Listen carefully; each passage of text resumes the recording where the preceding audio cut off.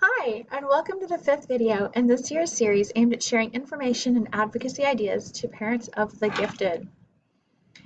Today, we will be talking about super competitive kids, and this came from one of my parents, so I appreciate that idea. Do you have a child that is extremely competitive? I live with three of them. I don't know where they got it from, but I totally understand.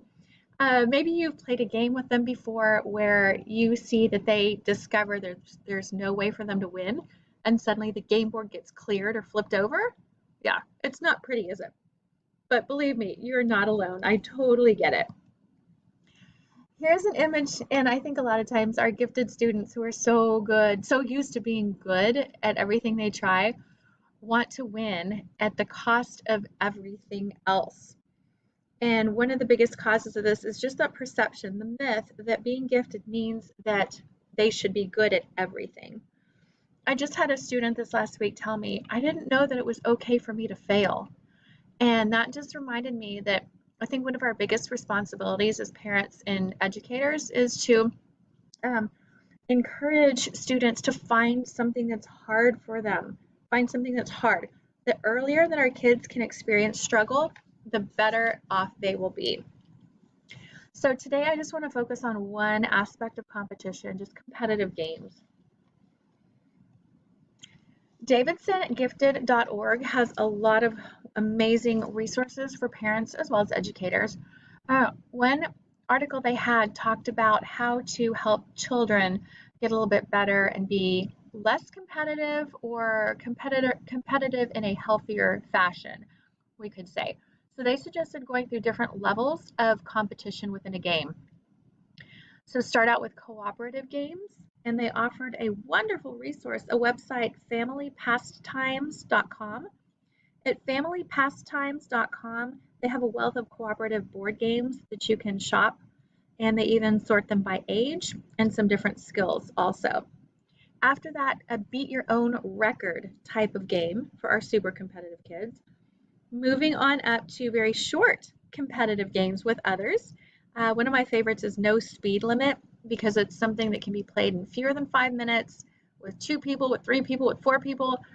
It's a lot of fun, a little competition, but short amount of time. And then moving on to low threat kids versus grown-ups type games, and then team sports. So there's something to keep in mind, and you can check out some more information on davidsongifted.org. One phrase that they offered that I think is so valuable is teaching our kids this. We can't always win the game, but we can always win the fun. It's just a perspective change, right? Whatever we focus on is going to become bigger. So if we focus on winning at having fun, then that is a way that us super competitive people can still win, but in a super healthy way. This image really shows us and our kids the actual path. We don't just try something and immediately succeed, right? We want our kids to know that we're going to fail. If we try again, we may fail again and again and again. But in this process, that is how we are going to get to true success. And I had a wonderful experience with this past week, and I shared this with a lot of my students. We had one of my favorite pastimes. My very favorite pastimes is powerlifting at the gym. And we had a night where we were going for our max amount of weight in certain lifts. And our coach told us, go to failure. Go to failure. Because that's the only way you're going to know when you've hit your max, when you can't do any more. And just the freedom of hearing that was amazing.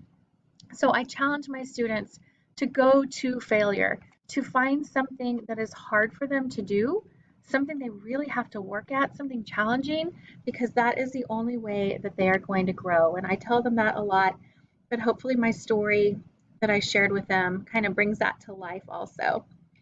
What better permission for us as parents and educators to give our students than to tell them it's okay to fail. You know, we want you to try so hard that you're going to fail, and that's okay. And the more that we can show how we do that in their life, in our own lives, I think the more valuable that is for the kids. So see you next month. If you have any ideas or questions regarding gifted education, parenting children, please do send them my way. I'd be honored and excited to get those. Have a wonderful month.